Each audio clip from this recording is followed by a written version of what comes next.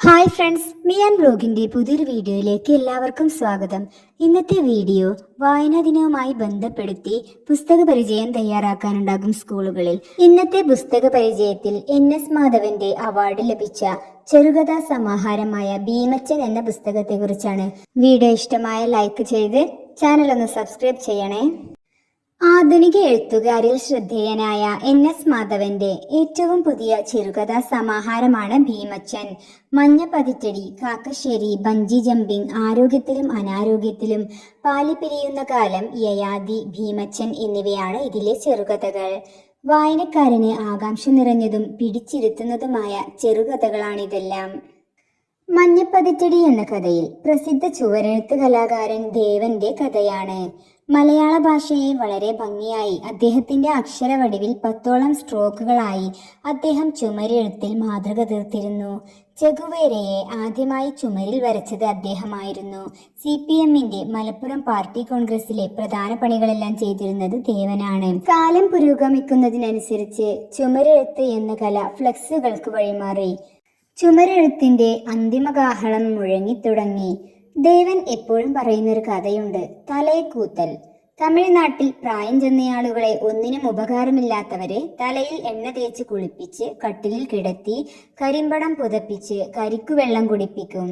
ക്രമേണ അദ്ദേഹത്തിന്റെ വൃക്ക തകരാറിലായി പനിച്ചു മരിക്കും. താനും ഇപ്പോൾ ഒരു യൂസ്ലെസ് ആണെന്നും തനിക്ക് ജോലിയൊന്നും ചെയ്യാൻ കഴിയില്ലെന്നും ദേവൻ വിശ്വസിച്ചു. ദേവന്റെ മകളായ ജെന്നിയും അവളുടെ കൂട്ടുകാരും ചേർന്നൊരു പ്രോജക്റ്റ് തയ്യാറാക്കുവാൻ തീരുമാനിച്ചു.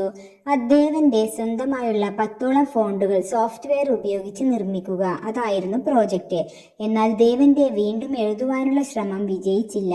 ദേവന്റെ എല്ലാ പ്രതീക്ഷകളും അസ്തമിച്ചു. ഇവിടെയാണ് ഒന്നാമത്തെ കഥ അവസാനിക്കുന്നത്. കാക്കശ്ശേരി എന്ന കഥയിൽ തന്റെ സ്വത്വത്തെ അന്വേഷിച്ച് വിജയവാഡയിലെ നരസിംഹശാസ്ത്രിയെ കാണാൻ പോകുന്ന എഴുത്തുകാരനായി മദ്യപാനിയായ രാഘവന്റെ ട്രെയിൻ യാത്രയെക്കുറിച്ചും രസകരമായ അനുഭവങ്ങളെക്കുറിച്ചുമാണ് പറയുന്നത്.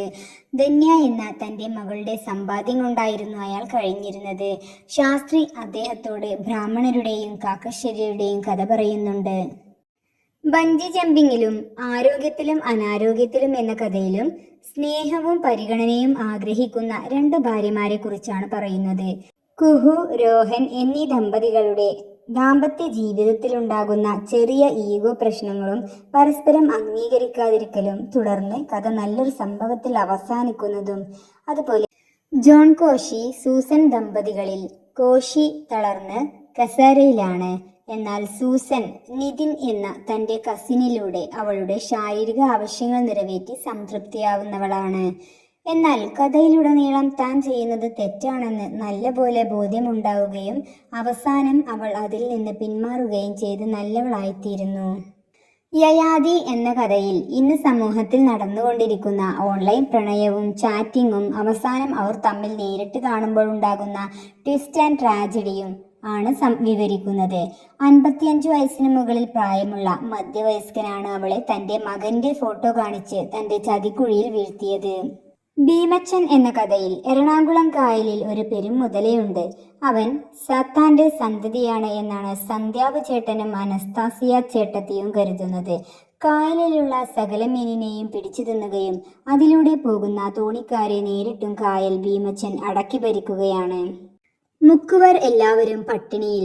അങ്ങനെ സന്ധ്യാവ് ചേട്ടൻ ഭീമച്ചനെ വകവരുത്തുവാൻ കുറെ ശ്രമം നടത്തുന്നതിനാൽ എല്ലാം പരാജയപ്പെടുന്നു. അവസാനം കുറെ ശ്രമങ്ങൾക്കൊടുവിൽ ഭീമച്ചനെ വകവരുത്തുന്നു. ഭീമച്ചൻ എന്ന കഥ ഒരു മുതലയുടെ കഥ പോലെ തുടങ്ങുകയും മനുഷ്യരുടെ കഥ പോലെ തീരുകയും ചെയ്യുന്ന വ്യക്തിഗതമായ ഭയങ്ങൾ, സമൂഹമുണ്ടാക്കുന്ന കാഴ്ചപ്പാടുകൾ, ബലപ്രയോഗം, മറ്റ് ജീവികളോടുള്ള പ്രതീകങ്ങളാണ് ഭീമച്ചൻ നമുക്ക് മുന്നിൽ വരുന്നത്.